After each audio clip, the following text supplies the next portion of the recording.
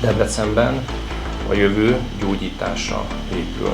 A sebészeti klinika robotsebészeti központjában immár a második robotsebészeti műtő kezdi meg működését, amely nem csupán egy újabb beruházás, hanem egy olyan jövőbe mutató szemlélet megerősítése is, amely egyértelműen azt üzeni, hogy Debrecenben az orvoslás, az egészségügy felelős és jó kezekben van. A robotasszisztált sebészet ma a 21. századi orvoslás egyik csúcs technológiája.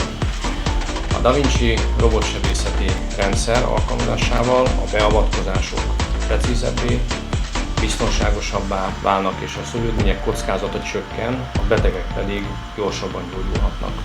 Az egyetem az elmúlt évtizedekben olyan tudásközponttá vált, amely egyszerre szolgálja a gyógyítást, az oktatást és a kutatást. Ez az az egység, ami igazán jövőbe mutató Debrecenben.